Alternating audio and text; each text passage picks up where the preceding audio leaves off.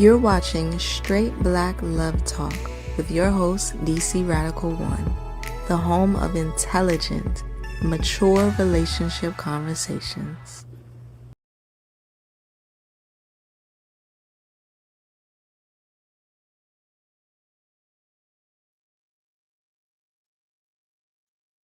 Before the Straight Black Pride brothers and sisters, I am your host, DC Radical One. This is a special edition of SBL Talk, late night edition. Y'all can hear me, let me know. If you can't, I don't know what to tell you. But yeah, I won't be on long, probably be on maybe hour and a half at most. 90 minutes is the most. Loading up this. And for everybody that watched Brother Judy broadcast earlier, please share that with other people.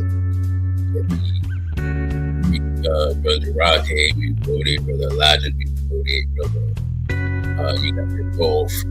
And I saw one of them. I saw Brother Duraki talk about the New Year.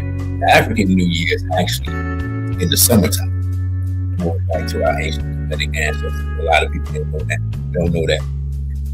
We measured our New Year, the inundation or flooding of the Nile.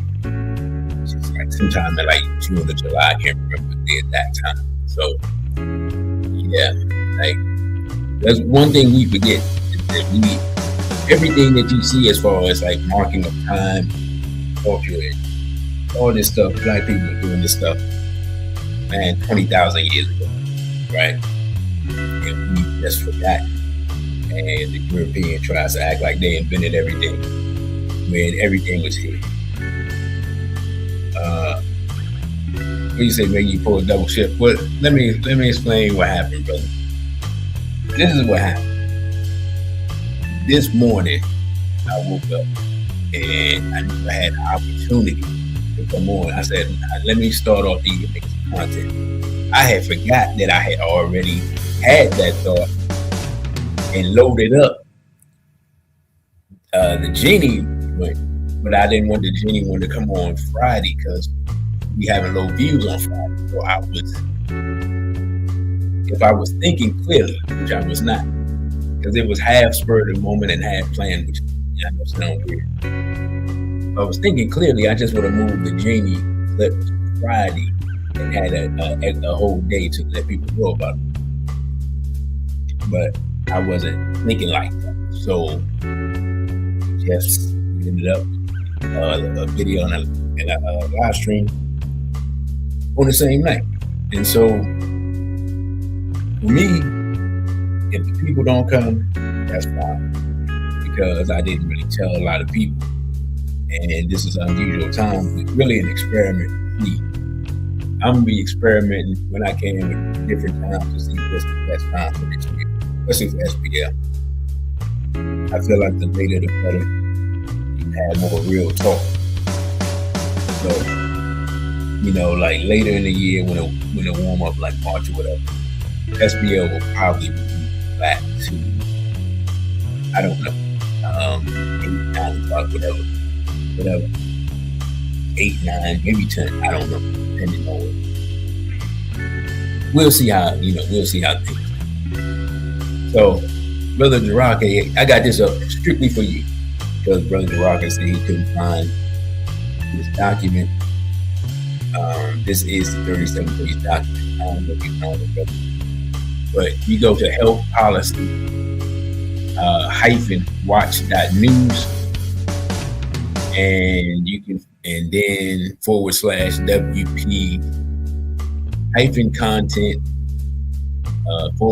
/uploads /2025 /12 /US Kenya -MOU.pdf, and you find it. So that is how you find that. And I guess I should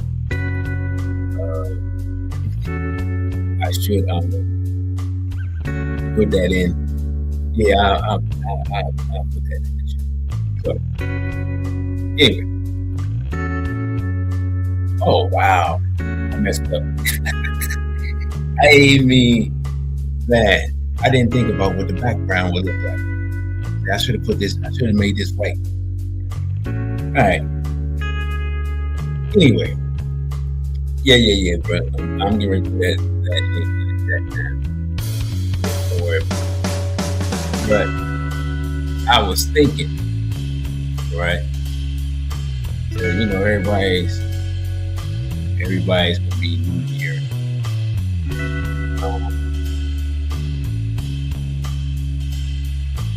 Everybody's gonna be on New Year stuff. And I said, what is it that we need to lead? Because we always say, people, we need to lead XYZ in 2025, right?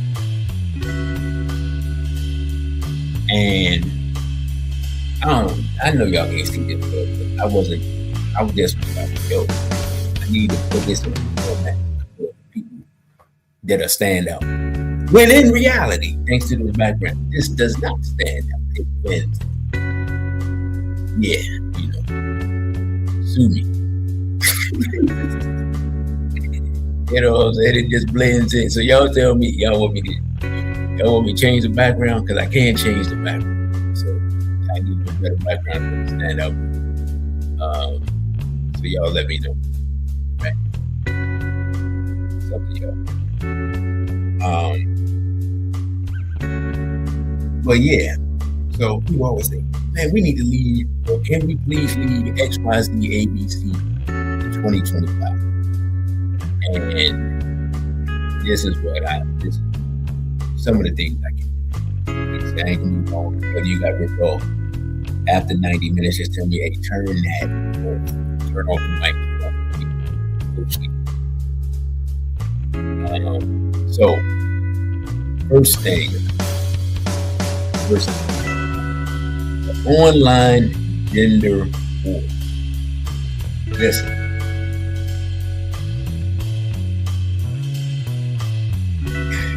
Man, I'm gonna just be completely honest. This stuff is so tired and so tiring. Oh, my bad. Thank you, brother. Yeah, thank you. Oh, yeah, I'm way. My bad. Yeah. Thank you. My bad. This stuff is so tired and tiring just looking at it. And you can tell now that people just be putting stuff. I was on Threads and sisters be putting random stuff on. And now it's funny because dudes be like things that never happened for $500 or stuff like that. Like, can we please stop the madness? Stop the whole gender war thing. Stop co-signing it. Stop feeding into it. Stop. Like, this is all I'm saying. If you want to go lay up with Europeans, shut up, go over there, and don't come back. That's all I'm saying. These are the thing I miss. And when dudes went over there to the Caucasus Mountains back in the day, you ain't really never see them again. So, it's like they wasn't even no beef because they over there. And they over there, right? I mean, I never really realized why a lot of older black people never rock with O.J. Simpson until I found out, that the whole, he used to be married to, I didn't, because O.J. Simpson, he was famous. Actually, I think his career, like he was famous in college, so that was definitely before I was born. But I think his pro career started before I was born. So he was he retired by the time I knew who he was? He might have been retired by the time I knew who he was. Now that I think about it. So, but I knew he was famous and I knew he had been a football player because he was commentating on the NFL. So I could figure that out. But I never knew that people didn't rock with him because he went and got with that European female, like older people, adults at the time. I didn't know that's what it was. So that's one thing. I'm just like, if you gonna sell out, just sell out and be gone. Like, I don't understand the need to sell out, but express your problems with the complementary gender.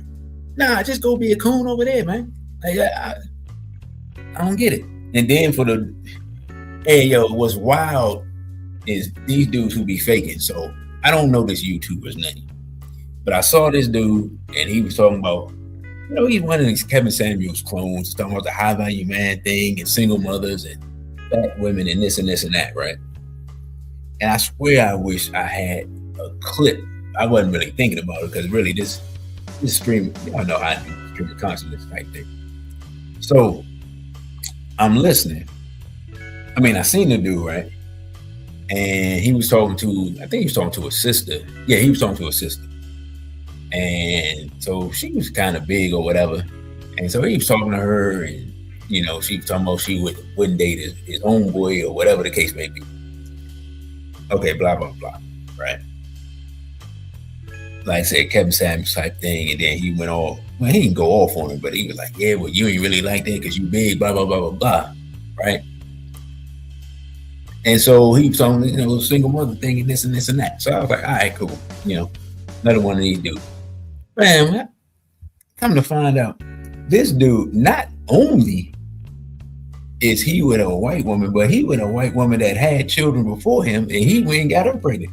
So his whole stick is fraudulent. Like everything about him is fraudulent. I was like, and these are the type of people that younger men are listening to about our women and stuff like that. And then, you got sisters listening to these people talking about, you're basically talking about how to use men for money and all this. Man, we need to leave all of that in last year on the European calendar, because we understand this not our calendar. And I know one time I had put up an ancient Kemetic calendar, posted it on Instagram, but that's probably been it might have been 7-8 years ago. So I don't recommend you try to go to my Instagram trying to find that, because I ain't even gonna lie. The amount of information on my Instagram is crazy, to be honest. Like, I put a lot of information on Instagram. Like, you can go back through that thing. Every now and then I find somebody liking something from years ago. And I'm like, where y'all been? How'd you even find this? Brother Jirake said, I just saw that, brother. He said, these 7 points, what I use in upcoming discussions on anything real, these remind me of Dr. Bobby E. Wright's recommendations. That's interesting, because I don't remember seeing Dr. Bobby E. Wright's recommendations. But yeah, man, the online gender war. And one thing I want to get back to doing, and I don't know if it's going to be successful or not, being completely honest, because our identity has been virtually, our racial identity and our racial esteem, our racial pride has been virtually erased. But one thing I want to do, man, I still want to have Black male-female forums of real talk, real discussions, you know what I'm saying? Where we can talk behind closed doors and keep it 100 with each other, but still be civilized. Because I think, really, the biggest problem, one of the biggest problems, something Mike Tyson said, it's easy to be disrespectful with a person that's not there, where there could be consequences for that disrespect. But people, it's a lot of slick talk online, right? Because there's no chance of hands and feet coming back in the opposite direction. Like women don't understand that men's behavior is largely regulated by the possibility of physical violence and incarceration. Like, that's literally the only thing that regulates men's behavior in the grand scheme of things in this society. That I like. You know what, brother? I don't even have the pledge loaded up. Like, I don't even have it loaded up. Thank you for reminding me, though. Like I said, this is SBL After Dark, and it's kind of just off the cuff. But I'm sure I can find it here. Hold on. Give me a second. I'm glad you reminded me. If things seem chaotic, it's because they are. Straight to the point. Let's see. So I'm gonna load up an old. At least I think I know. Load up an old.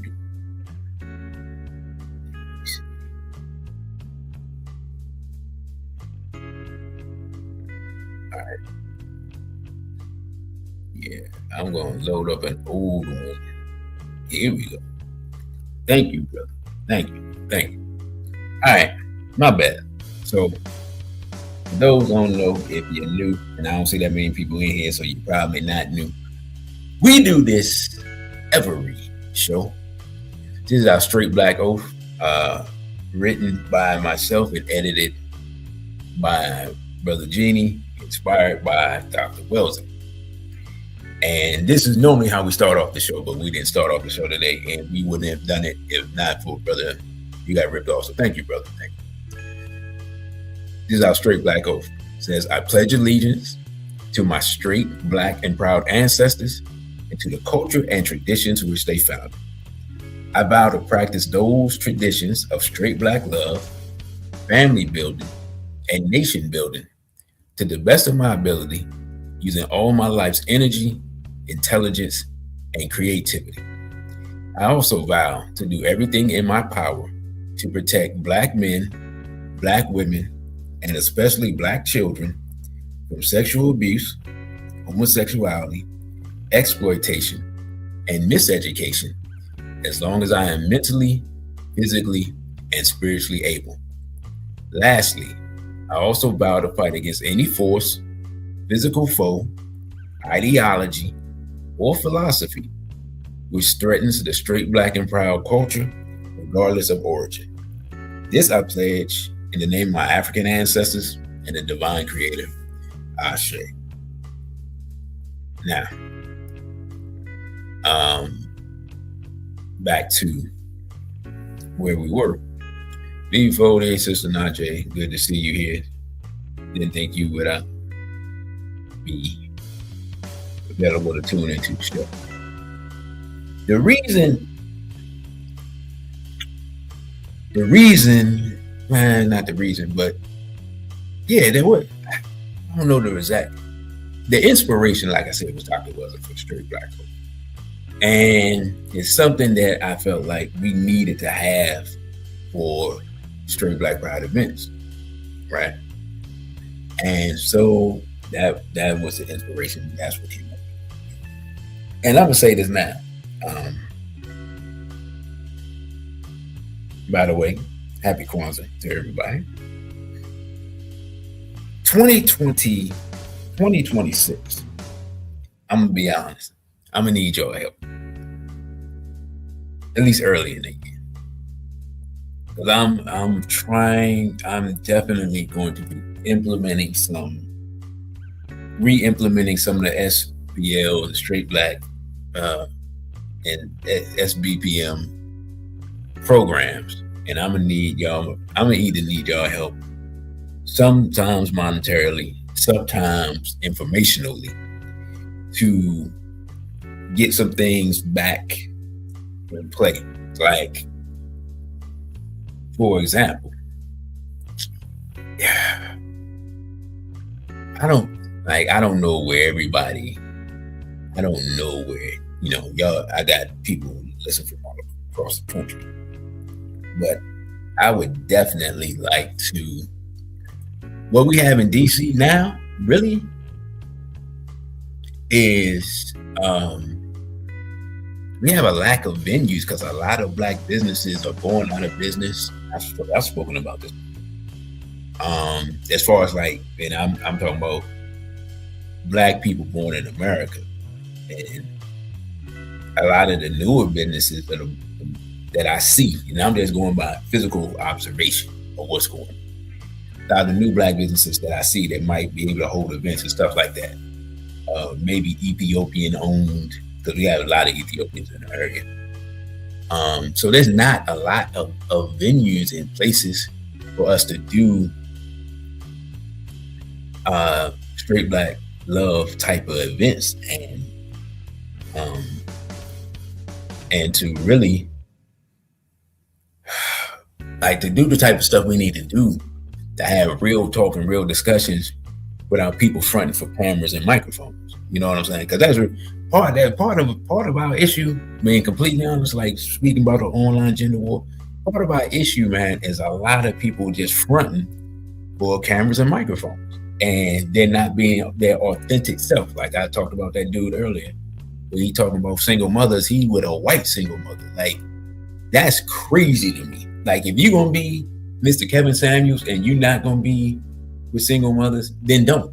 You know what I'm saying? Like, you don't have to make no announcement, but don't sit up there and say all that stuff, which when Black people look at you, they assume you're talking about Black women.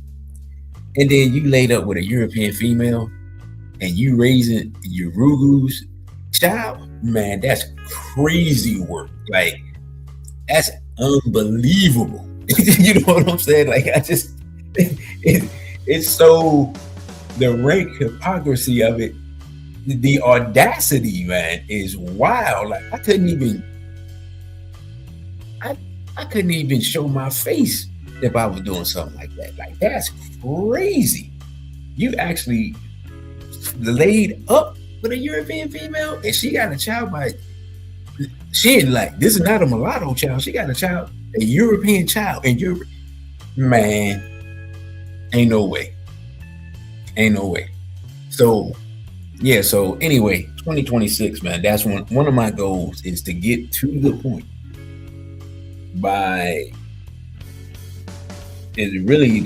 hopefully I would like to do first something in March. I would like to do it in February, but this year it seems like it's been cold as I don't know what, and I got a feeling we're gonna have some serious snow in February. And so really, if I do something in this area, we probably talk about April, like springtime, like when people start feeling alive, people's hormones kick in and stuff like that. So first thing I want to do probably April. Now that I'm thinking about it. But yeah, we just got to get back to doing things in person and live and face to face, right? And have real talk, real dialogue, and talk about real things. Because here's the issue, right? Or here's the reality, I should say.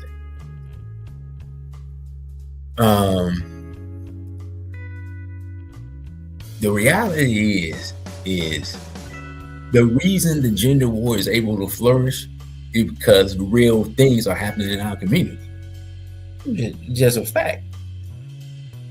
The amount, like, women exaggerate the amount of cheating thing, but there is a thing of a lot of women dating the same dudes. You know what I'm saying? To the point that it's like, you don't even know who he would be cheating on, because has he made any declaration of being with any of these women, or is he just rotating them? Who knows, right? Trying to think other complaints that we had. I mean, look, let's be honest.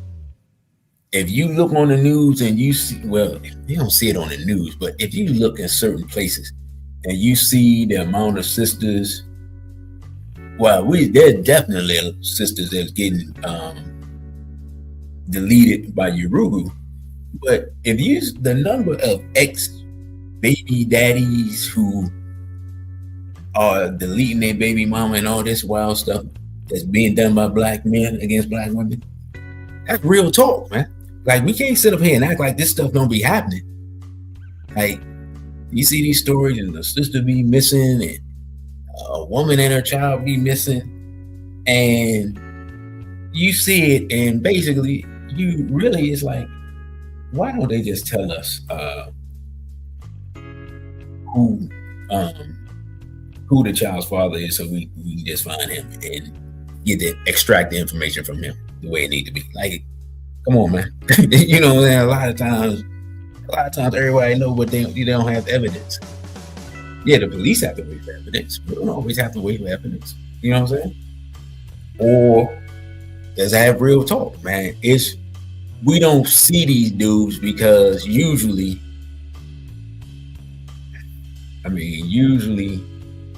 first of all, no real men's gonna hang around no pervs, because you know you're gonna have to put hands on them.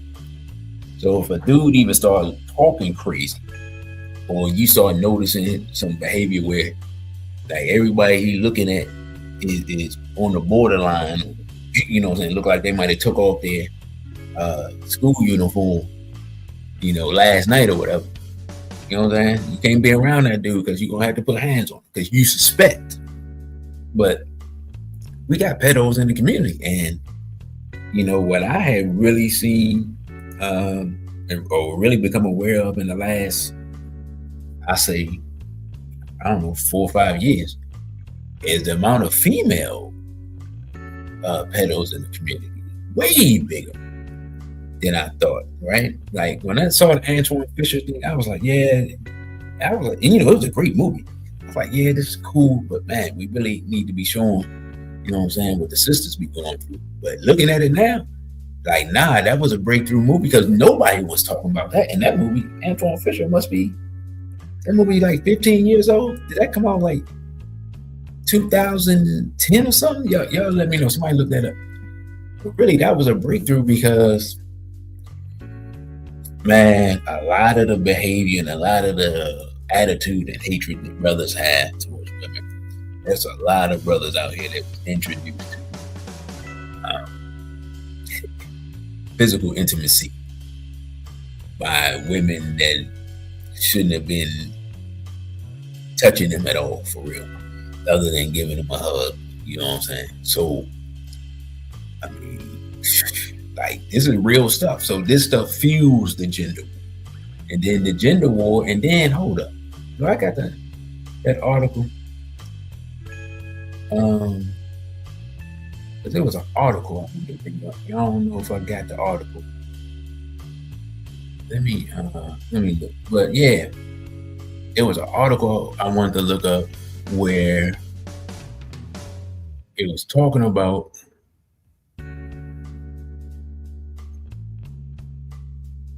here we go. Yeah, here we go. This is an old article. Let me bring this up real quick.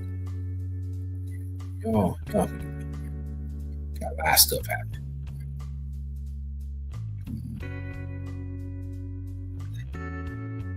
Okay, so check this out. This is another thing happening. This is another aspect of it. And this is an old article, and now, of course, we got new updated techniques. It says the emergence of the white troll behind the black face. Right? It's from 2017. So this is almost, man, crazy. This is almost a decade ago. Goodness gracious. The fact that 2017 is almost a decade ago is wild. But anyway, it says being a prominent Twitter personality comes with its fair share of trolls. Trolls, as the internet describes them, are users who bait others for their own amusement. So whenever Van Newkirk, a writer at The Atlantic with a large following, gets a profile on his tweets about race, he usually ignores it. But he began to pay attention when an account bearing an image of a black woman mentioned she would be okay with her son being subject to police brutality if he misbehaved. And when another account with a picture of a black person said Emmett Till deserved to perish.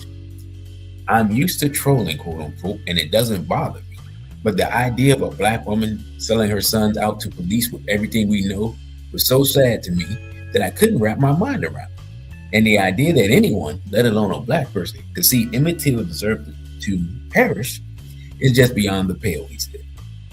Over the past few months, Black Twitter has noticed an increase in the number of white trolls creating fake Twitter accounts. Newkirk says he first noticed this around election time last year when people began posting directions on how to create these fake accounts on websites and forums. On one such post is an article on white supremacist storm site, the Daily Stormer, How to Be an N-Word on Twitter. Breaks down methods for creating a fake account in order to take revenge on Twitter for banning Andrew Arnheimer's white supremacist ads and for blocking Jared Wyann's account for anti-Semitic tweets. Now this is, hey man, I had not read this article before. Here's what's interesting, right? At least to me. Might not be interesting to y'all. Antoine Fisher came out 2002. Wow, man. So these people were banned for anti-Semitism or their homeboy or whatever. And the first thing they do is attack black people. Now, it's hilarious considering where we are in the world now. This shows that that's the standard, that literally their mind is so corrupted that attacking black people is the default, even when they know that black people didn't do it. First of all, black people don't own Twitter. That's obvious. And black people didn't ban whoever the person is because we probably didn't know who the person is. So, and then the person was banned not because of what they said about black people, but what they said about other people, right? But the first thing you do out of that, the lesson you learn out of that is how to imitate and be an N-word online. Bruh, listen. Hey, you can't make this stuff up, man. And literally, I ain't gonna lie. So I swear, sometimes the ancestors be lead me to these articles because it'd be totally different lessons in them than what I be thinking sometimes. It says some of the steps to creating a fake account include pretending to know people that they might be related to, calling people out on their drug dealing activities, and accusing them of being neo-Nazis using fake accounts. This way, Agland writes, blacks will then accuse each other of having fake accounts and start reporting each other. Bruh, hold on. Listen. This is crazy work. So they running a whole psychological warfare program using social media. And this is the archaic version of this. This is before bots and stuff like this. This is 10 years ago. And we've been sitting around falling for this. That means that they've had a decade to refine this and use it in different formats and in different social medias and things like that. So if it's a non-visual social media, I mean, you can run this game all day. Twitter was especially susceptible, but you can run this all day. So why am I pointing this out, or why am I bringing up this article? The reason I'm bringing up this article is because it shows you that it's easy to infiltrate the internet and pretend to be black people and do in what is in essence 21st century COINTELPRO, except it's not the government. You can have random Europeans, I saw one, and I couldn't find an article, but I saw a video saying that there are Indian people like, they have bots in India where they are like trolling black people and saying negative stuff about black people while pretending to be black, right? So this is something we should be aware of. So while we're feeding into these online gender wars and feeding into our next thing, our online diaspora wars, we have to at least be aware that everybody online that's claiming to be black, not even black. Yeah, straight like that, right? Like just straight like that. And brother, you got ripped off says, because last year we saw how fake these Indian, Asian, and white accounts are. So that's just one of the things I wanted to discuss, because again, do we have authentic problems in the black community? Yes, without question, without a doubt. Are those things being exacerbated by, bots, agents? And when I say agents, I mean agent provocateurs, but not necessarily representatives of the government, but representatives of various interests, right? Absolutely. Because this is what we refuse to accept. We refuse to accept what I am about to say. What am I about to say? Somebody out there probably, brother, you got ripped off, probably can say what I'm about to say before I say it. But I'm going to let the ancestors say it. Plain and simple. I want to emphasize that to you. We are in a war. I want to emphasize that to you. We are in a war. Hey, man. I don't know why we refuse to accept this reality. You think what black people go through every day is normal? No, it's not normal. It's not normal. Our death rate, our incarceration rate, our bad health rate, our situation economically, so forth and so on ad nauseum. You think this normal? You think it just happenstance? You think this just the way things work? No, we being attacked continuously to the point that it's normalized and we can't even see that we're under attack because we're so used to being under attack. You know what I'm saying? Like, we think it's it's like, for my comic book nerds, right? It's like, who is this? Brody TV official. No, this is not Brother Genie. What you can do is, we had a broadcast from Brother Genie on earlier tonight at, you can check that out. It's up on the page. It's a video. It's an hour long with a special message from Brother Genie. So you can check that out. We do have that up on the page. Brother Genie. So, you can check out his Rumble page, Irritated Genie. So yeah, that's the only place you can find him right now, social media wise. So glad to see you check in. Anyway, but yeah, this idea that all this negativity that happens to Black people is normal. No, it happens because people want to kill us. Like, just breaking it down and making it as simple as possible, simple and plain as possible. Because, all right, let's look at this thing. Let's look at the first two things real quick and then summarize it, and then I can move. If Black men and Black women are not getting along, then eventually Black men and Black women are going to look for other people to get along with, right? Which then reduces the population of actual Black people and increases the population of hybrid Black people who have no loyalty to Black people, which eventually leads to the extinction of actual Black people. End of story, the end, right? Slow, deliberate genocide. That's the outcome of the gender, period, end of discussion. Now, you say, what about the diaspora wars? Same thing, only different. Here's the reality situation. There are approximately 1.6 billion African descendant people on planet. If 1.6 billion, any group of people decided that they were not going to be dominated, they would not be dominated. You say, well, DC, how can you say that? All right, let's look at China and India.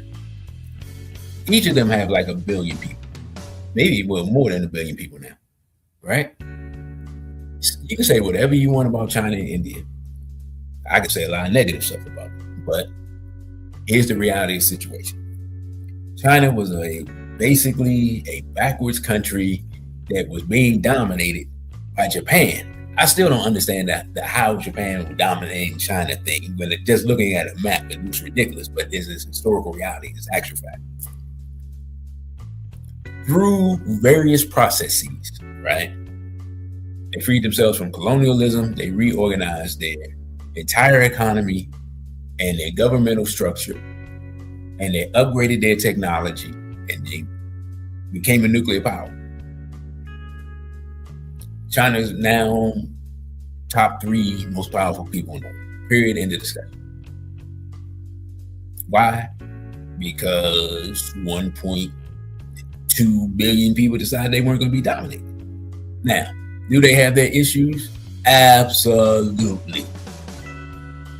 You know what I'm saying? Are they having some problems now? Absolutely.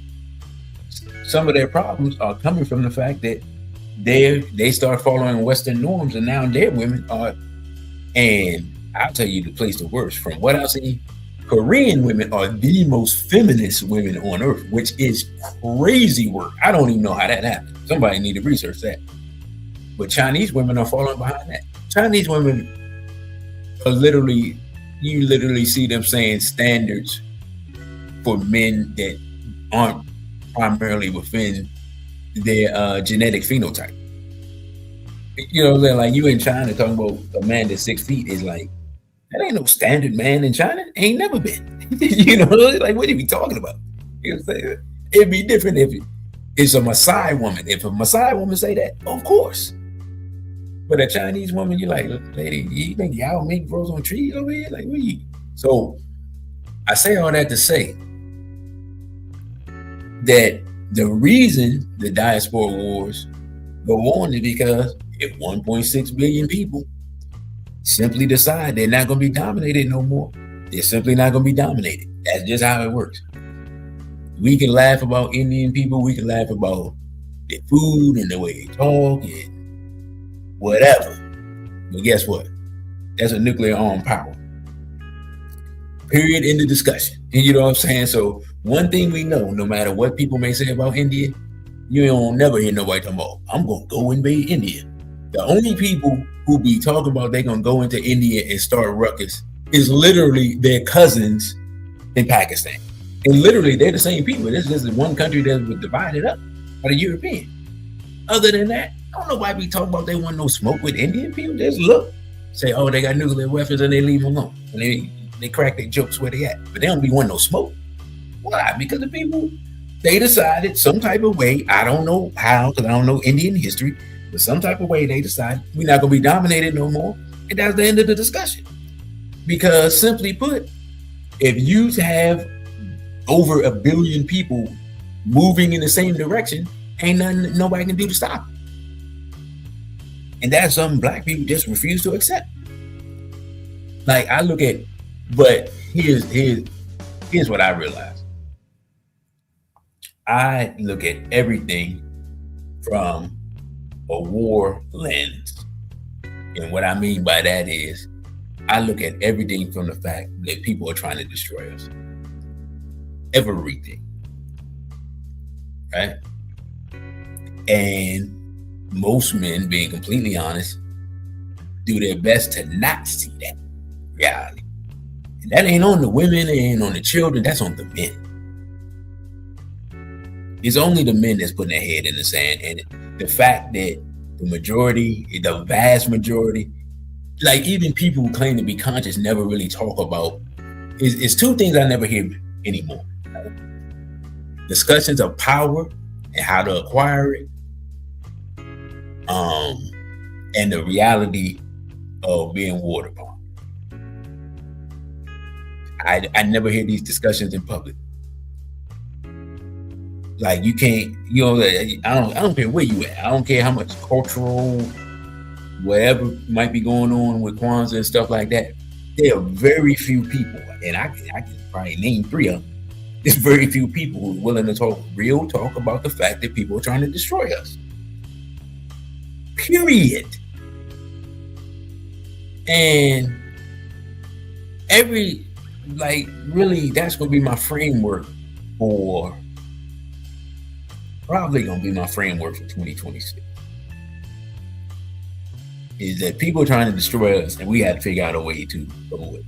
Because realistically, part of SBL, the strategy is we have to produce.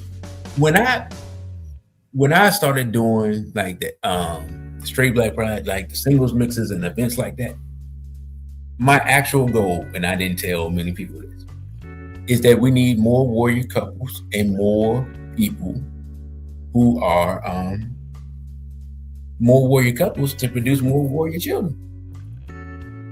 Because the Europeans, Asians, Arabs, and especially the hats are relentless.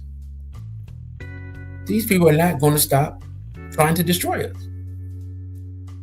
It's unless we build some power that can destroy them. That's it, man. Like anything else we talk about is whatever. So that covers that. That's why we need to leave the gender war and diaspora wars behind. And I hear this thing, and I see these people, these different people from the continent saying black people this, that, and the third. I don't even pay these dudes attention because, number one, most of them don't know anything about black people other than what they see from the European.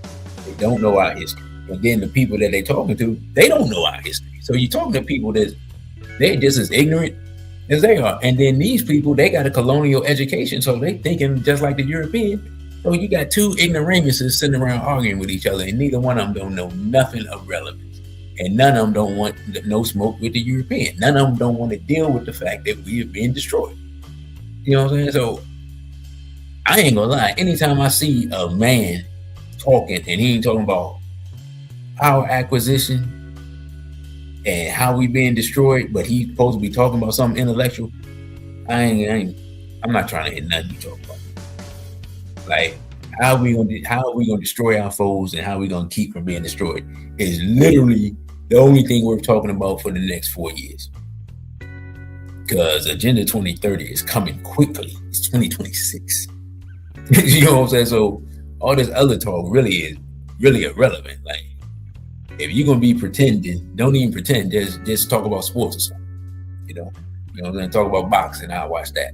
But you claim you coming with some type of intellectual talk or whatever, you're not talking about us figuring out a way not to be exterminated, man, whatever. Anyway, 20 to 25 things we need to leave behind. I know I'm moving real slow. Degenerate rap, quote unquote, culture. I don't know if you're on my Instagram. If you're on my Instagram, just go to my stories page and watch what people sound like without auto tunes. If anybody wants to say that the most talented people are the ones making the most money, that video destroys that narrative, right?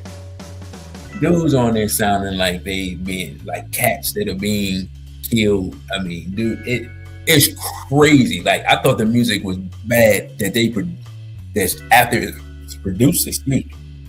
But what that stuff sounds like, raw, without auto-tune and all that stuff, and equalizing it and overdubbing it and producing it and putting the beats on it, man, it's unbelievable. So these dudes suck. Being completely honest, the women rap better than the dudes. The dudes suck. They don't have no talent. They're a bunch of weirdos. And what they've been producing, been destroying the minds of our people now for the new stuff, the last 15 years or whatever. It's unbelievably horrible. The whole mumble rap on forward. Drill rap and all this stuff is garbage.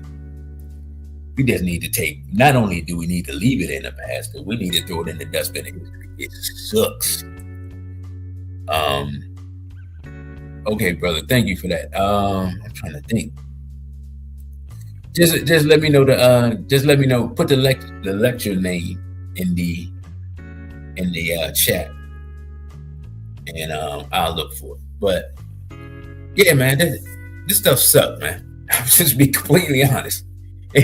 And what's funny is I was listening to but now really looking at it, I'm really starting to make a delineation between actual hip hop and everything that's come out. Like, actual hip hop is largely, Nas was actually right when he said hip hop is dead, because commercially, real hip hop has largely just been removed from the public sphere.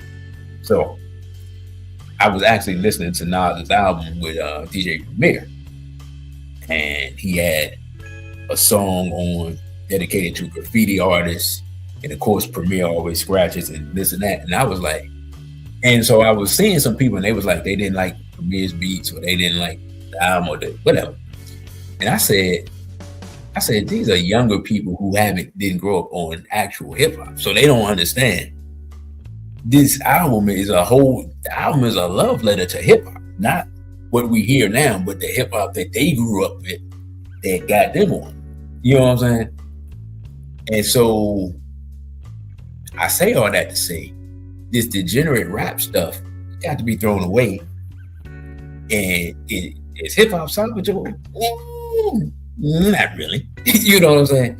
But I'm saying there is something that at least could be intelligent or intelligible, and not just steeped in degeneracy and savagery and barbarity. And here's the reality of the situation when I thought about this, right? Black people have, over the years, abandoned, and I'm not sure it's organic, but we have continued to create genres. Because I was thinking about it, right? And it's time for us to come up with a new genre of music as a people. And do I know what that is? No, because I'm not a musician. I wanted to be a musician when I was young, but I'm not a musician, right? That's why, I'm not gonna lie, that's why I kind of mourn the loss of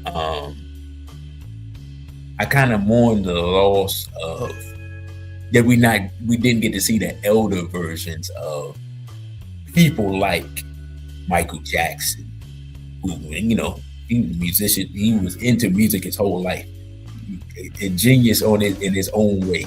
People like Prince, who a multi-instrumental genius who literally talked about music losing its flavor in it. Like a lot of stuff that happened musically, he talked about it before it ever happened. When I went back and started looking at old stuff, I said, man, Prince was really tuned into this music and how it was going to be used and how it was going to be destroyed. And he just was tuned into that stuff. So, it is what it is. Do I have my issues with him? Absolutely. But was he tuned into this stuff and basically said what was going to happen before it happened? Yeah, he did. I mean, he was totally tapped in on that. But the fact that we didn't get to see the elders version of those people. I'm trying to think of some other people. Like we lost so many people. Yes, we didn't get to get wisdom from them that maybe they could have inspired some younger people to come up with a different sound. Because I was watching. In fact, I just watched a video. And it was saying that Michael Jackson saved the music industry. And this was his brother talking about this, right? I never really thought about it like that. But again, I wasn't old enough to really be hip to what was going on. They were saying that record sales and stuff were down after the disco era. The disco era was in the 70s.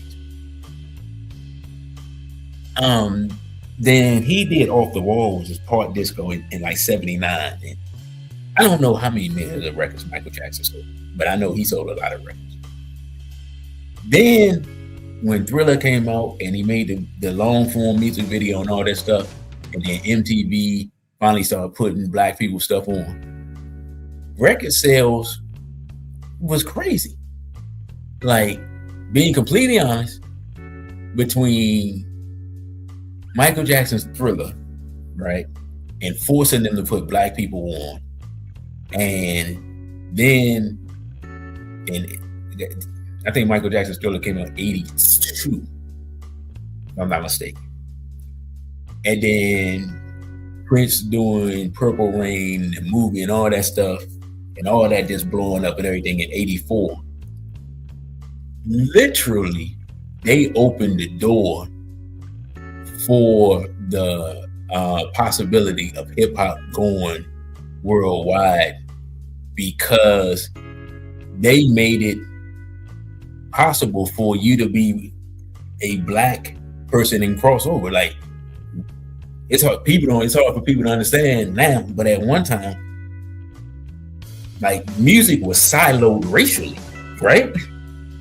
People forget this. So people literally, like, back in the 50s and 60s, even up to the 70s, like, if there was a white artist that sounded black, they either wouldn't put them on the cover of that album, or mess with the lighting and all that type of stuff, and vice versa. Like, there's plenty of black people back in the 50s.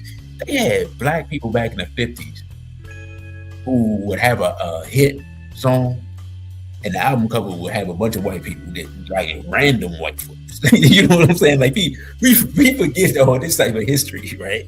So, but getting back to the original point, it's time. We have abandoned, like I said, because I couldn't really think of a word, but I was looking back. I'm like, we had blues, we had jazz, we had R&B, we had soul, we had funk, we had hip hop, which devolved into rap,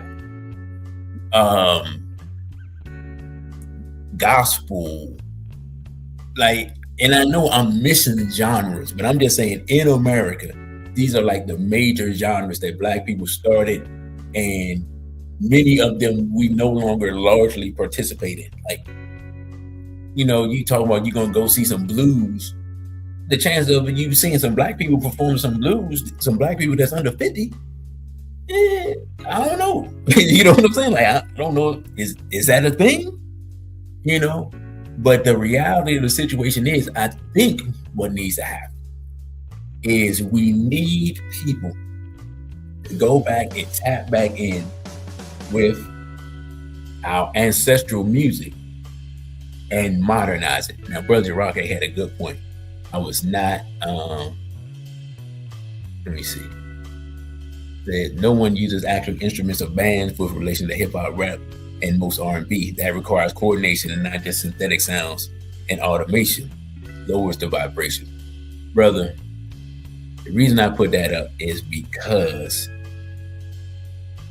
that is so profound and it's so deep. And here's the thing that people don't understand, right?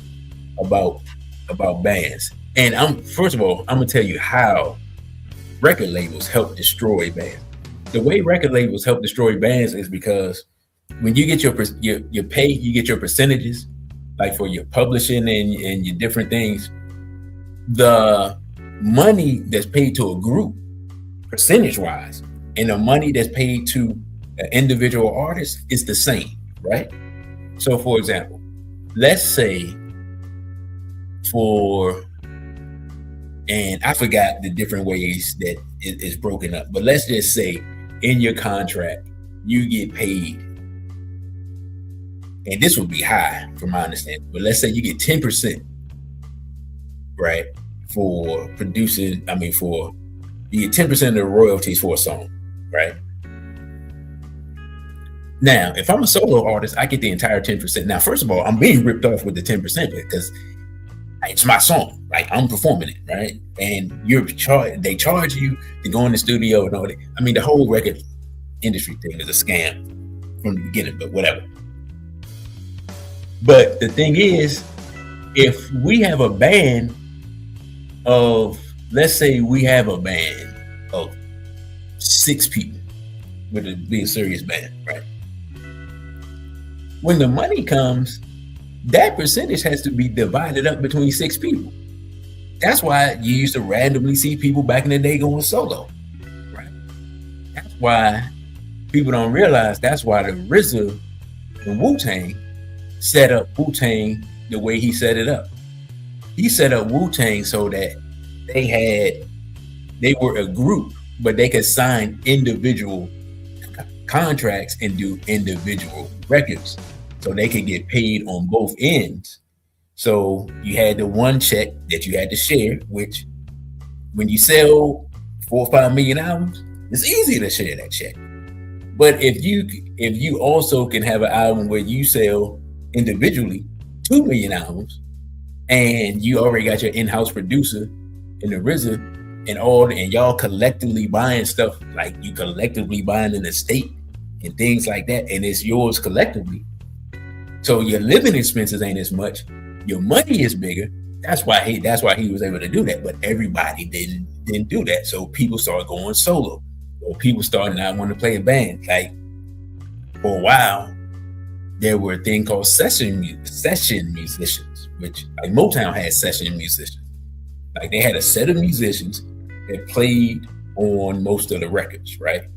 And then occasionally somebody would bring in outside musicians. Like I think that Marvin Gaye had like outside musicians that he brought in, but most of the time they had session musicians. Now, if somebody's taking that out your check, yeah, you understand, okay, I can't make this music without these musicians. But my point being in all of that is that the way the music industry was set up, pay-wise, helped to destroy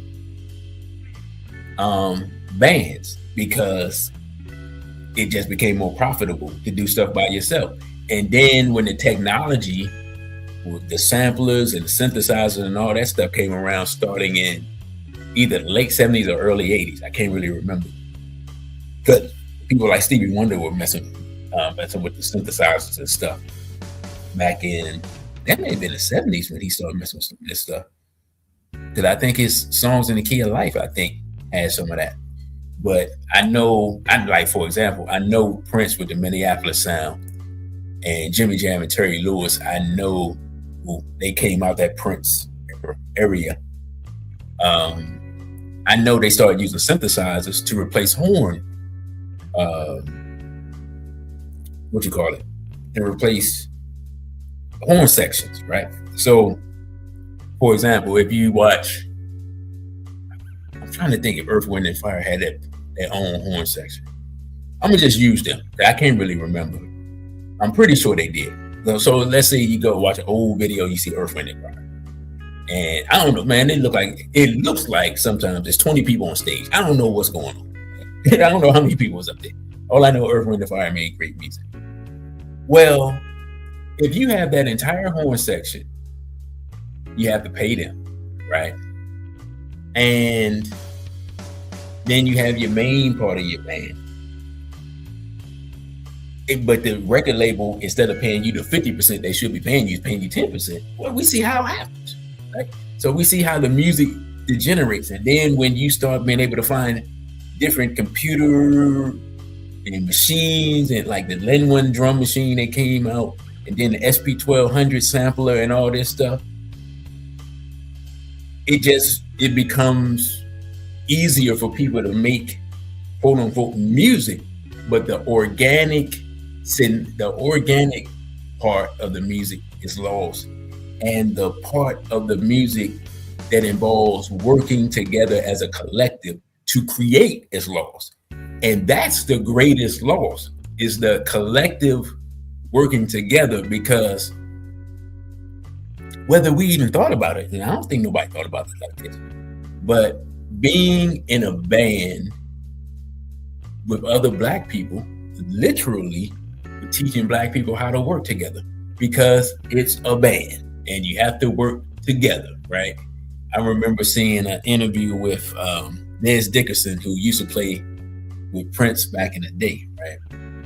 When Prince and Andre Simone, who basically was Prince's brother, but like Prince moved in with him at one time, stayed at his house, and they played instruments that, you know, help each other write and all this stuff. So that's why I say it's like his brother. But he was saying in an interview that they was auditioning people for their band. And he said that, you know, all these people, they would come out there and they would try to show off their skills on the guitar and do all this wild stuff and everything. And he said he went there and just vibed with what they was doing, fit in, you know what I'm saying, did his thing fitting in with the band, the collective, and that's how he got hired. You know what I'm saying? And when I saw it, I thought about it, I was like, literally all he did was watch everybody else mess up and say, I'm gonna do the opposite.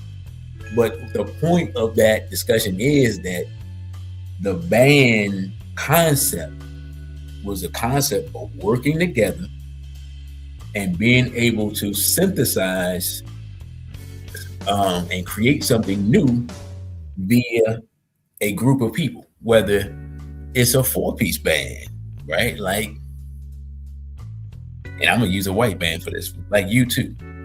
I'm not really sure how U2 actually makes their music with only 4 people. Like, I'm sure there's some type of, you know what I'm saying, some type of extra instrumentation that be added in via production, but them people been out. I don't know when they came out.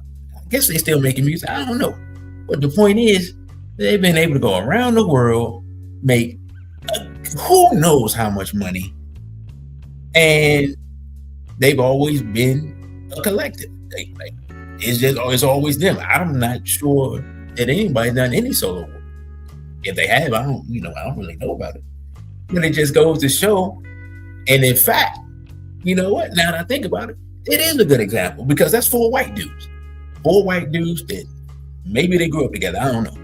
But 4 white dudes who their entire lives have worked together, right? To create music and to do things that they think are valuable and contribute to society and all that.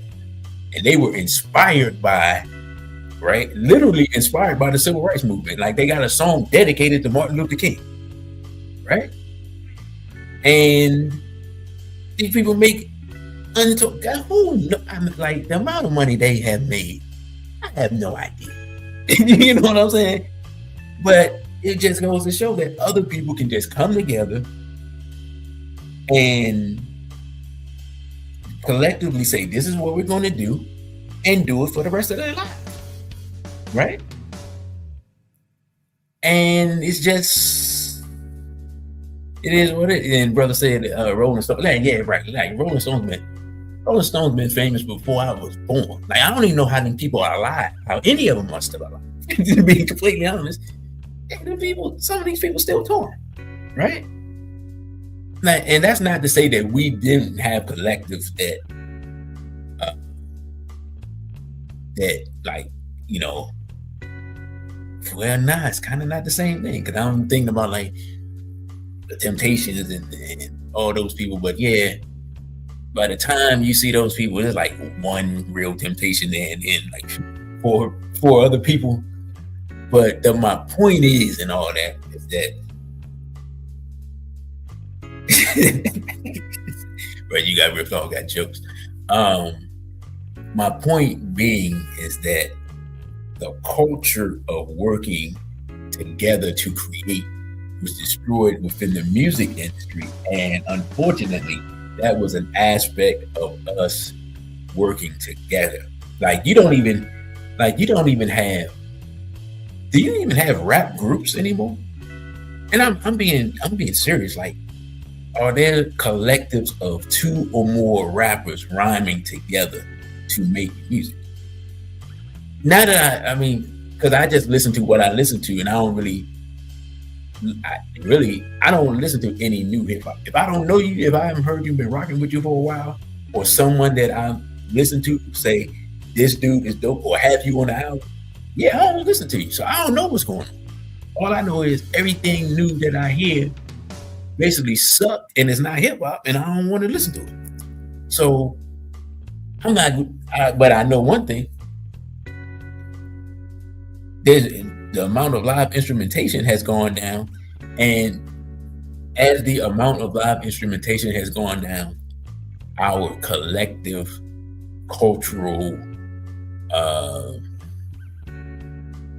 we have delved further and further into collective cultural degeneracy. I say that, right? So those two things are interrelated in my mind, right? To me, maybe I'm wrong, but to me, right? And I know I said I wasn't gonna be on, but for an hour and a half, apparently that's a lie, because I haven't even got halfway through this stuff. Anyway, number 4, trusting our enemies with our children. Hey man, listen, this is crazy work when you really think about it. This is crazy work. Like, anybody claim they love their children, then you hand over your children to your enemy, you're a liar. You hand over your children for what, 12 years? You hand over your children for 12 years and then wonder why you don't recognize them. Right? I know we don't look at it that way, but that's a reality situation. Then you sit them in front of these screens, giving your children iPads and don't know what's going on. All types of wild stuff is happening on Roblox and whatnot. Like, and then we wonder why. We wonder why people act like this the way they act. But look what we're doing. We're giving access to the minds of our children directly to our enemy. That's why when people are not talking about power and not talking about recognizing our enemy and stuff, I can't imagine. If you ain't talking about that, I don't care what you talking about. Like, again, if you're not talking about that, then talk about some straight Negro talk. Like, I don't have room for nothing in between. Like, if we're gonna have Negro talk and we're gonna talk the Negro stuff, you're gonna tell me about the college football playoff? Cool. You're gonna tell me about NBA? I mean, good luck, because it's gonna be hard for me to understand, because I don't know who. Like, I don't know nothing about the NBA now. Like, the local team, I don't recognize none of them. Literally, dudes off the local team could walk past me, and I just be like, hey, that young dude is tall. like I couldn't identify these people, being completely honest, right? Good luck with that. You know what I'm saying? You want to tell me about the NFL? Cool. You know what I'm saying? But this idea of men just trying to pretend and sound intellectual while talking about nothing, whatever, man. I'm through with it, man. I'm leaving that personally in 2025. I don't want to hear it. But yeah, man, trusting our enemies. Like, it's so wild to what Brother Tarake is saying. I'm gonna put this up.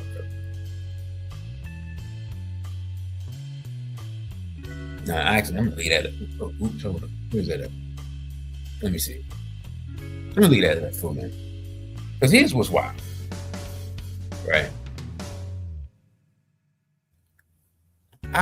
There have been times where I've seen black children with non-black people, and it was one day this summer. I remember, I never forget.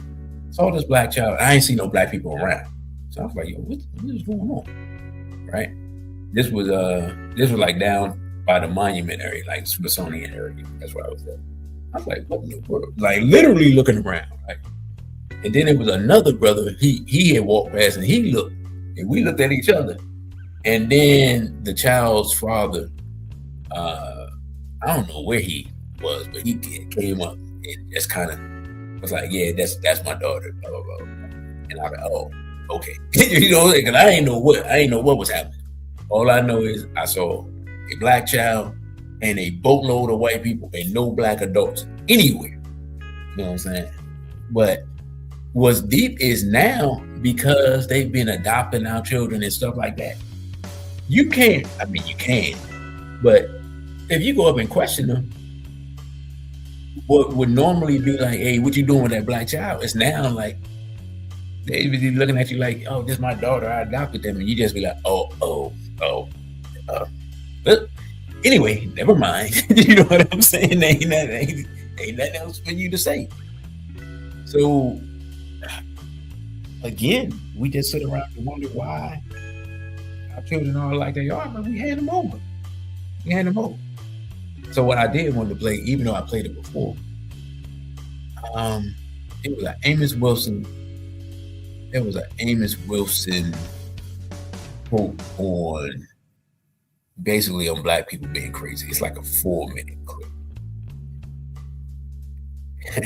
For you guys, we're gonna say blink once for child neglect and twice for child abuse, right? But I just wanted to play this clip because, like I said, we wonder why our children act the way they act, but look at what we doing. So play this Amos Wilson clip real quick, and then we'll get back to the list. Serious implications. I think it makes us question whether segregation itself was really the cause of the feeling of inferiority in black children and in black people, as we thought. It'll make us question also what I think was a naive belief that if we integrated with the whites, somehow they would stop seeing us as people of color or as black people. If we integrated with the whites, somehow the world would stop dividing itself up in terms of race, that somehow the world's division of itself in terms of African people and European people, black people and white people and so forth would somehow end. I think this study clearly implies then that this is not the case. I think it implies on a deeper level that inferiority in black people is a political and social necessity.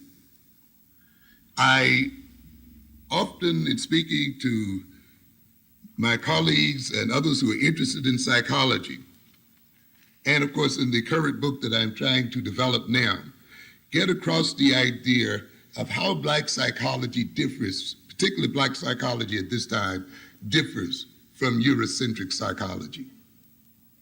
And I think one of the major ways that it differs from Eurocentric psychology is that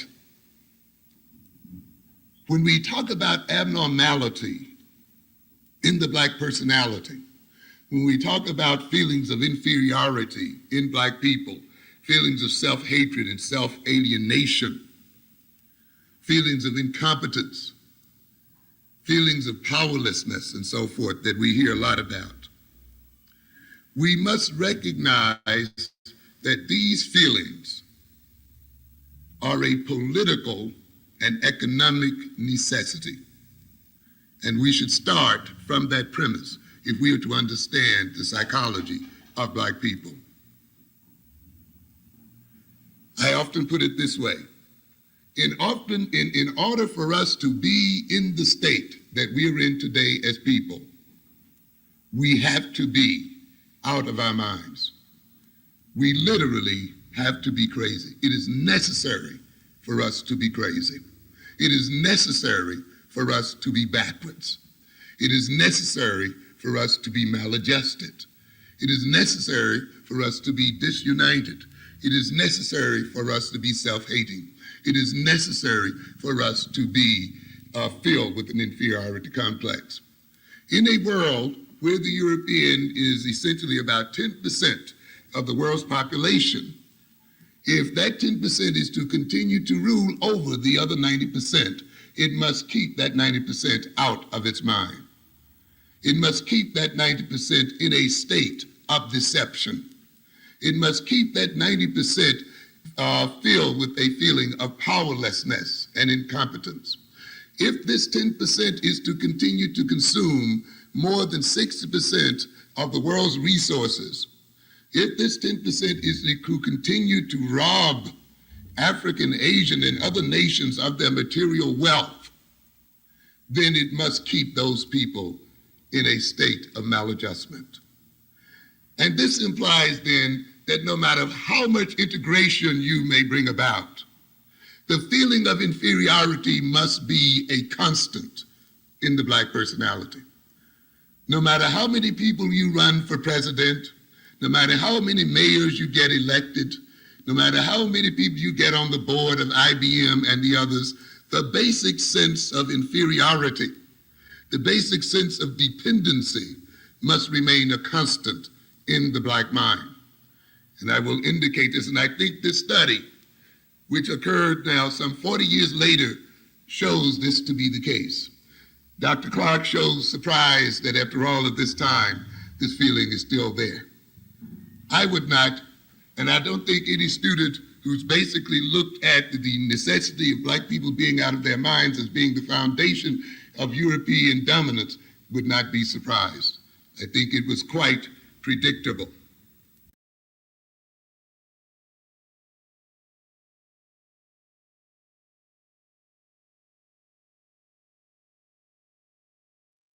Yeah, so that was our brother, Dr. Amos Wilson. And, you know, he just said it straight out. Like, in order for the things to happen that are happening in the world, Black people have to be crazy. And some of the things that are helping us be crazy are online gender war, online diaspora war, degenerate rap culture, drug use, drug abuse, and all of the things that come out of all of that has been listed in the first three things. And then if you turn your children over to your enemy, you can't be surprised that your children become your enemy, right? So these are things that, like I said, it says here, things Black people need to keep in 2025, but won't. It's plain and simple. You know what I'm saying? I deal with reality, right? So, number 5, that I'm trying to close this out, try to get out here the next one. Wealthy Black people refusing to build Black institutions. Look, I know that Black people who have wealth often their wealth is connected to our enemies. And that's why they refuse to do anything. I know that. I also know that your wealth isn't guaranteed just because you go along to get along, because if you do anything that looks like it's against the enemy that gave you wealth, which in this case is the hats, then they'll yank it anyway. So just stop being cowards, man. I know it's easy for me to say, but because I ain't got nothing. So it means I ain't got much to lose. You know what I'm saying? And these people, they living comfortable, high on the hog, as they say. But come on, man. But I'm not asking the people, I'm being completely honest, I ain't even really asking people to build nothing. I'm asking you to help fund stuff. And I'm not talking about, how can I put it? Like, I'm not talking about stuff that's ridiculous. I'm talking about basic stuff. Why, if you, like, just for an example, man, I wish I could remember the brother's name. It's a brother, y'all help me. Well, nobody watches NBA, but it's a brother in Boston. Brown, I can't think of his first name, but a dark-skinned brother that played for the Celtics. And he signed his contract, and I've talked about it before, maybe not with him in particular, but like his contract might have ended up being, if he gets the whole thing, he earns the whole thing, $250 million. And they talked about what he was going to do. And he said, yeah, man, I plan to, build some black businesses and so forth and so on. I mean, he said this publicly. And I was almost like, oh, no, don't tell him. You know what I'm saying? But it was notable because of how much of an anomaly he is. Like, let's just be honest. And I've said this before, I'm saying it again. When you, like, these NBA players and baseball players, even though I mean baseball players, but when you got guaranteed contracts, right? And if you got good representation, those leagues, they got to pay you your money. You just got to perform. It's just not totally suck. Like, even with some NBA dudes, they totally suck. They still get their money, but that's another thing. Literally, since everybody's like friends, 4 or 5 or even 10 dudes could, I mean, the type of infrastructure they could build and fund is crazy when we think about it, because I'm just thinking about entertainers because of the type of money that they have been known to blow, right? Or athletes in this case. If you're getting $40 million contracts, Jaylen Brown, thank you, brother. You're getting $40 million contracts. After the first 3 years, even with all the taxes and everything, in the first 3 years, you may only have come away with taxes and everything, $50 million. I'm just gonna say this. I'm gonna assume with $50 million, you should be able to buy everything you need and most of what you want, and still have maybe $10, $15 million left over. I'm just saying. 10 dudes like that to combine is $100 million. Now, $100 million don't go nowhere near as far as they used to, which is crazy work. The fact that I'm saying it, but as being, when you see the type of money that these billionaires spend on various stuff, like $100 million, it ain't as, as impressive as it was. I just put it like that. But what project have Black people had since integration that would be worth $100 million? That's all Black and funded by all Black people. Like, I can't even think of anything. And we've had various people over the last 40 years, come up with all types of plans, right? Like, way before people was doing shea butter, this, that, and the third, the nation back in the 80s was making their own personal care products, right? Soap, lotion, toothpaste. I think they were doing toothpaste. I ain't 100% sure. But all that stuff, all that type of stuff. It's in the 80s, right? Back when, actually, this was back probably before Gaddafi had pledged to give money to Mr. Farrakhan. Like, Gaddafi was supposed to give billions of dollars back in the day, right? And the government stopped that. But in today's time, in today's money, we don't have to look for outsiders to fund that. We got people that can fund that. I'm not saying it has to be that particular thing, but y'all understand what I'm saying. Like, why don't we, and being completely honest, when we have Black people that make a popular product, just as an example, right? Like, I remember sisters talking about the Shea Moisture thing. The thing with By the time it comes up, Europeans come, offer them some money, change the formula. Not only do they buy it, they change the formula, the stuff's not as good, and it's over with, just like that. You know what I'm saying? Like it's just like that. How come no black people ever come up and say, or how come the people don't say, hey, they trying to buy me out? Is there any black people that would like to help fund my expansion? Like, what? How come we don't? Is it just because we don't think of ourselves as a collective? Like, we don't have, as a people, we have nothing that I can think of any value, and haven't built anything. As I said before, like 2 years ago, we haven't built anything of any value since we started calling ourselves N-words as a collective. There's nothing we can point to and say that we built. And if we say we founded something, it's owned by somebody else, so who cares? And nobody seems to, like, it just doesn't seem to enter into the mind of anyone that this is a solvable problem. Like, there's no reason that Pedro and Enrique can build a chicken shack, and Arab dude, you know what I'm saying? And you know, Habib and them and all these folks can come in our community and build all this stuff, and we got all these people running around with all this money, and we can't even build that. Hey, come on, man. This is crazy.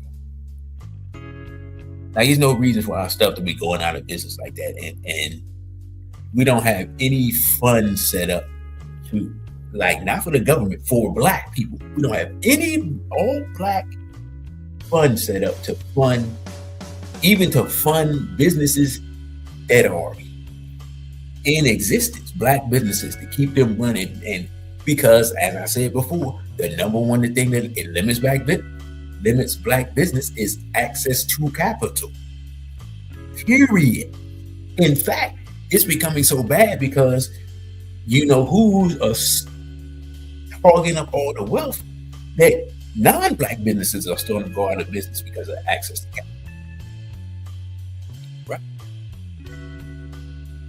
But I'm saying we have people that have capital that don't even, the idea doesn't even cross their mind. And this is the thing, we're not even talking about charity, because we're talking about something that can benefit them, that can make them money.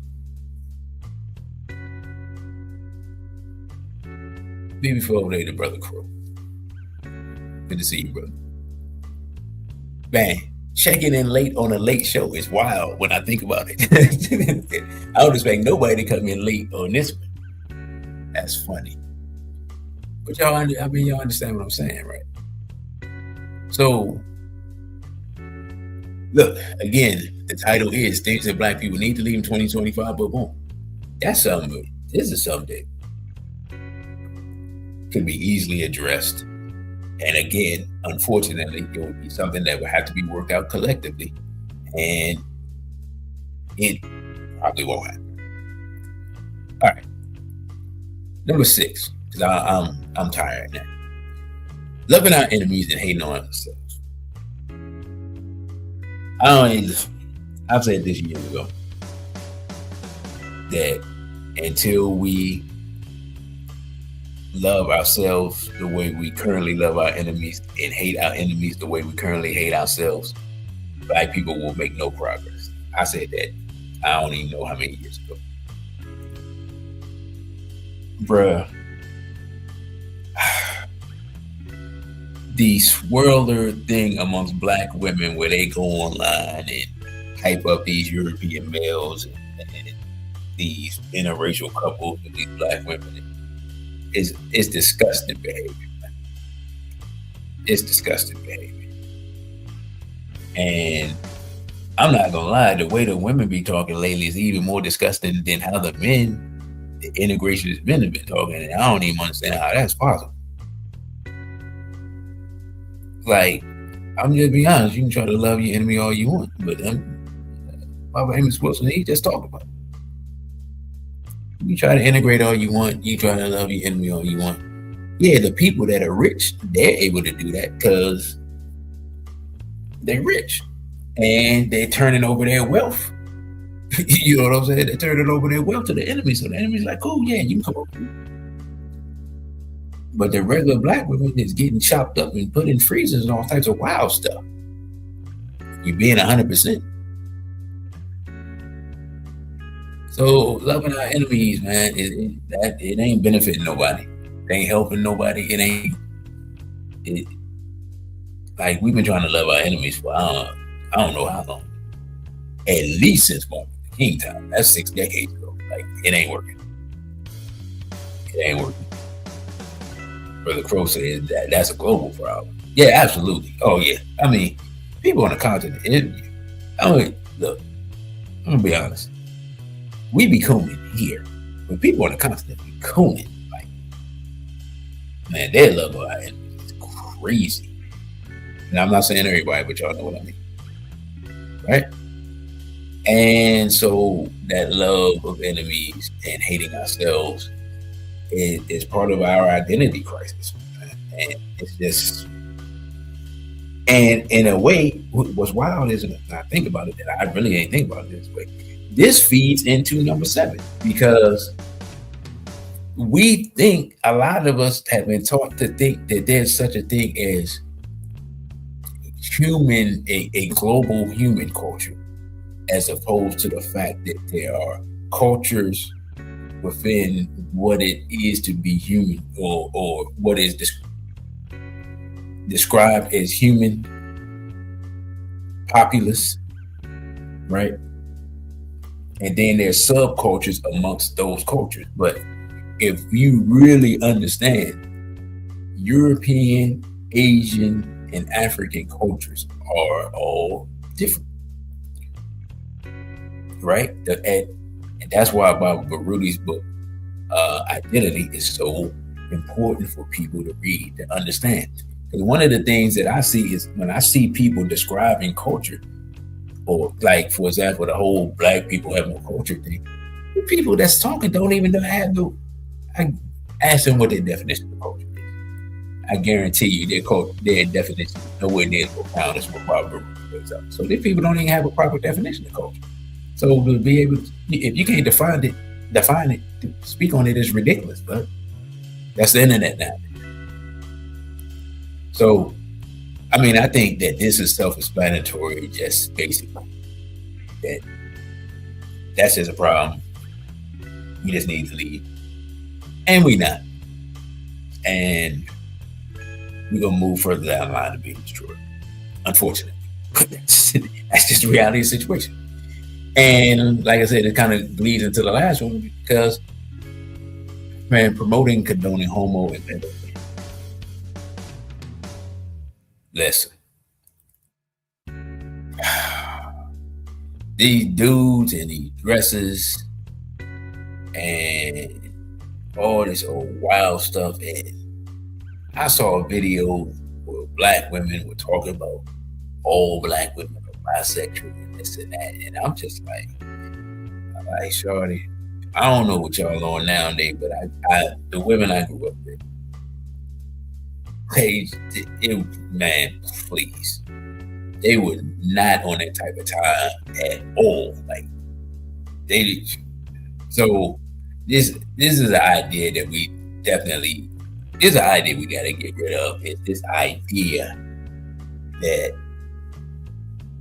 like whatever we see now has always existed. Like that's an internet thing that I see a lot. Like, so no matter what it is, that people will be like, yeah, it's always been like that. No, it hasn't. And there's always somebody younger that don't know what apparently their parents never taught them nothing. Nah, it's not always been like that. We haven't always been coons. We haven't always been a bunch of degenerates that you know, our women haven't always been running around naked and cussing like sailors and tattoos all over the place. And, man, it's just a lot of stuff, man.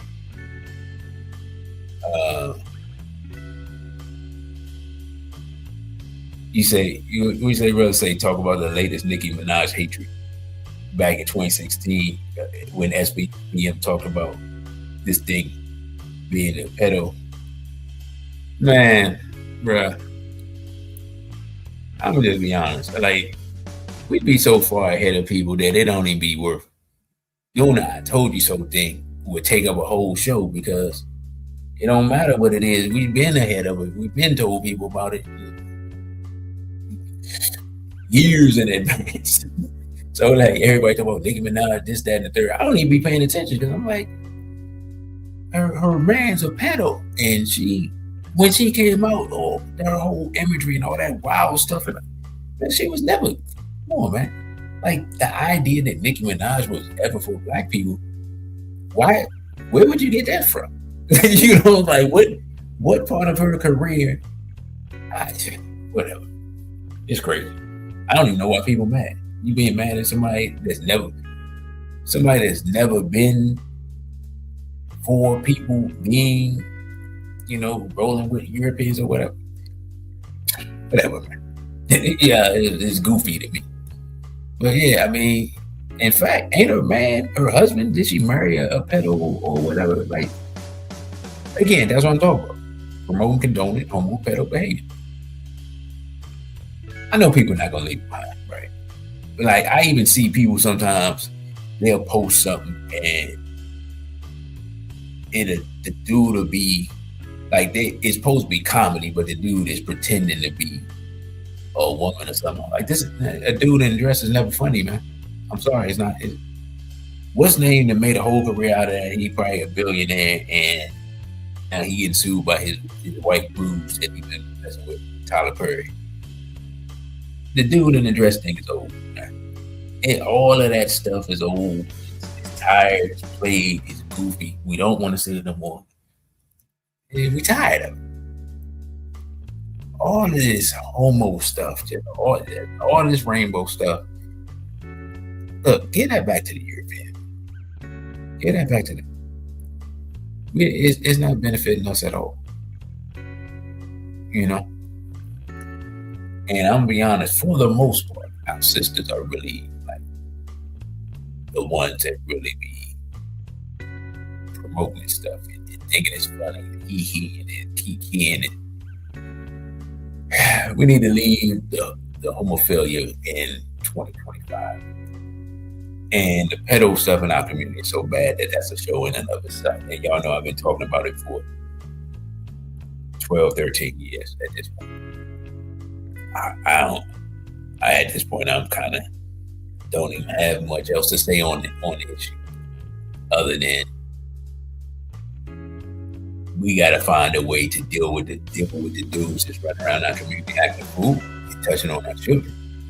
We got to find a way to deal with it without the people handling the problem having to spend the rest of their life buried alive in 80X Max or something for doing the right thing.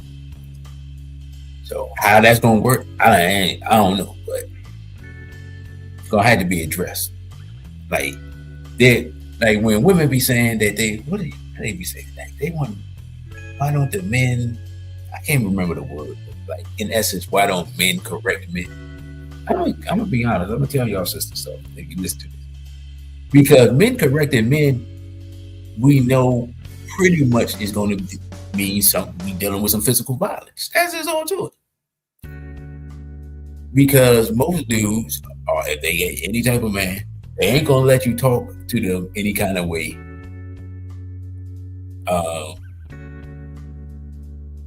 Unless they're totally wrong, and dudes who are totally wrong are even worse.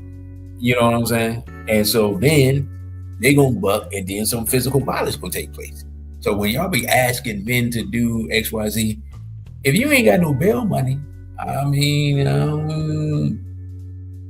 know why you really listen to what you're saying. Because discipline amongst men, generally speaking, comes with either physical violence or some type of attack on a person's money supply. Amongst men, that's just how it goes. And in the hood, just saying. So the reality of the situation is, as I get ready to close this out, is that the homo behavior, the pedo behavior, it's been out of control, and I'm promoting it and spreading it and thinking it that it's ours and all this old wild stuff.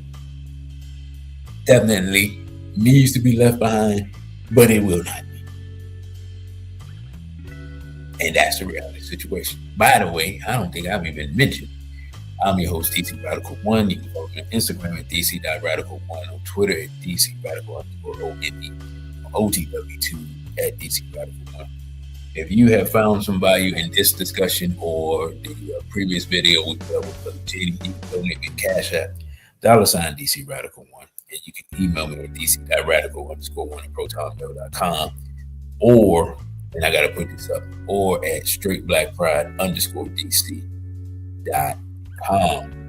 And I need to change that and put that up because,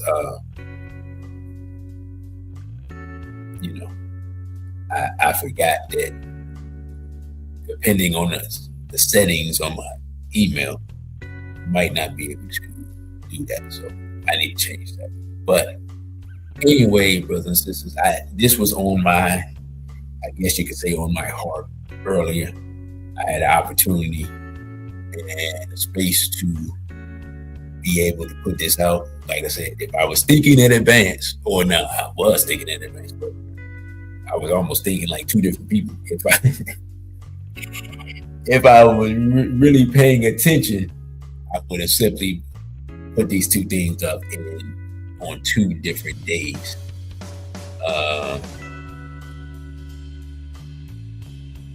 But we say, brother, you got ripped off. So that doesn't mean we don't want you to put your hands on them foods. But I'll say this in line because everyone has a camera, so there's legitimate evidence that, hold on.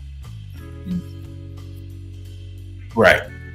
Yeah, in the modern era, man, it's hard to do anything without it being without visual documentation popping up. And unfortunately, if we're being completely honest, we don't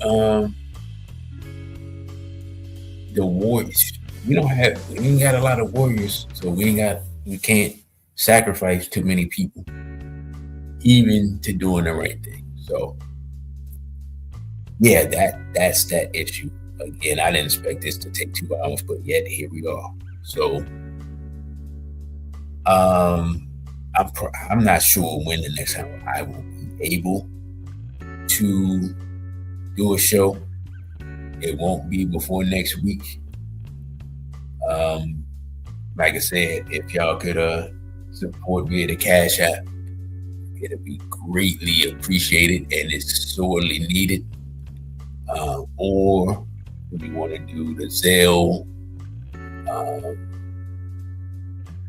and you can do the Zelle at straightblackpride_DC at protonmail.com.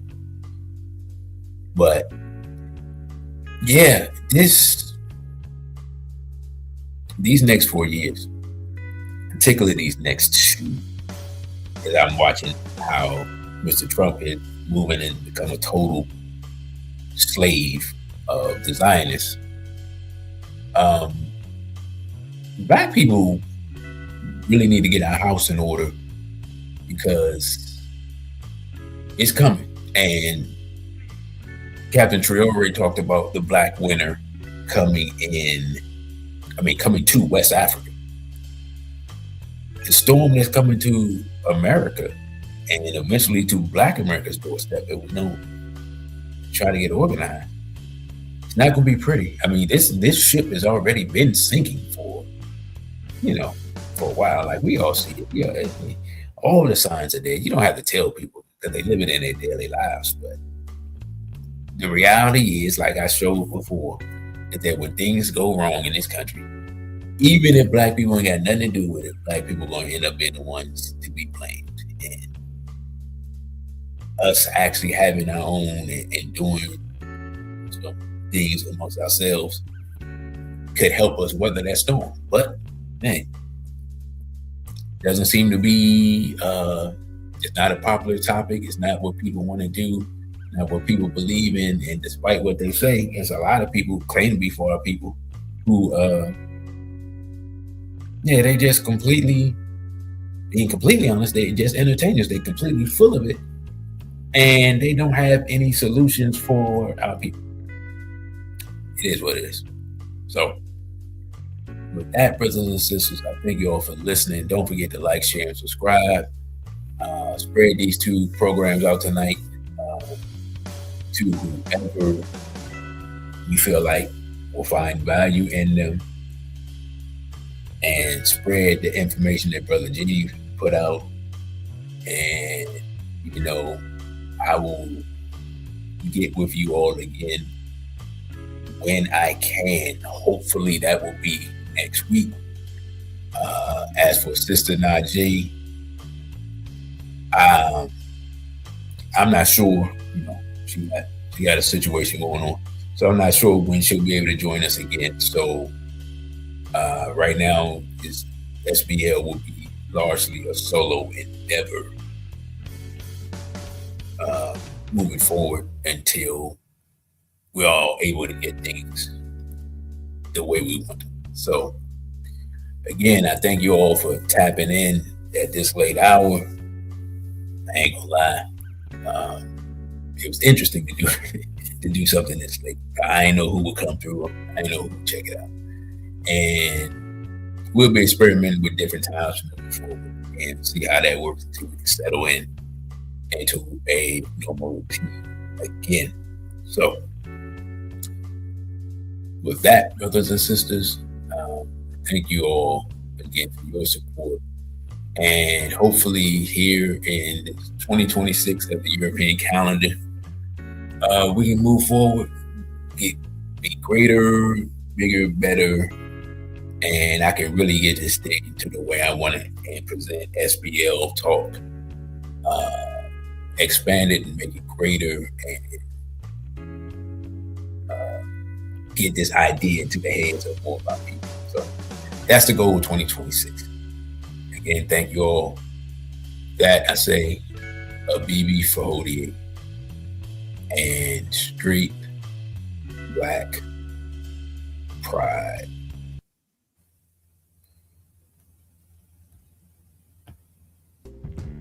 Thank you for watching this video. Don't forget to like, share, and subscribe. Also follow us on our other social media platforms.